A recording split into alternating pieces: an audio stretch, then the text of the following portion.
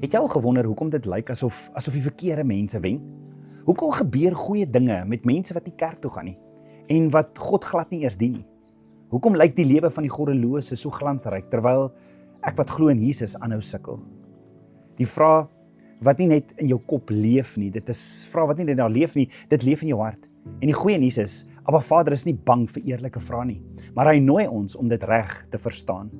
In Matteus 5 vers 45 gee Jesus vir ons 'n sleutel, wanneer hy sê dat die Vader sy son laat opgaan oor slegtes en goeies en reën laat val op die regverdiges en onregverdiges. Met ander woorde, Vader se algemene genade rus op die hele mensdom. Son en reën, dit wat lewe moontlik maak, is nie 'n beloning vir gehoorsaamheid nie, dit is 'n uitdrukking van Vader se goedheid en liefde en barmhartigheid.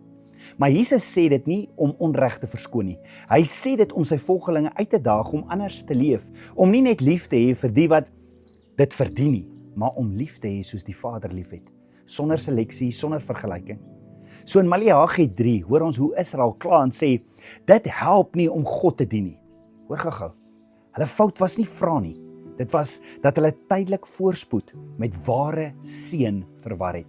Tydelike voorspoed met ware seën. Abba Vader antwoord hulle deur te sê, daar is 'n oorblyfsel wat hom vrees, wat na hom luister, wat hom onthou. Hy noem hulle sy eiendom. En hy beloof, dan sal julle weer die verskil sien. En hier leer ons, die verskil is nie altyd nou sigbaar nie, maar dit is ewig werklik. Dieselfde gebeur in Psalm 73.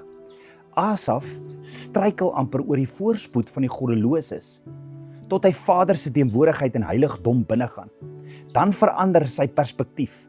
Hy sien die einde, die ewigheidsperspektief. Hy besef wat stabiel en voorspoedig lyk op aarde is eintlik 'n glybaan. Asaf besef sy eie swaar kry was nie verwerping nie, dit was bewaring. Die goddelose word losgelaat, die regverdige word vasgehou en toegevou en beskerm. En dan breek die waarheid deur en Asaf sê, wie het ek in die hemel buiten u?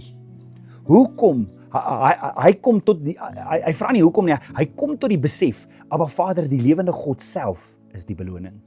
Jy sien, dit is gevaarlik om alles te hê sonder God, as om min te hê, maar naby aan hom te wees. Daarom roep Abba Vader ons weg van vergelyking af en nooi hy ons na vergenoegdheid.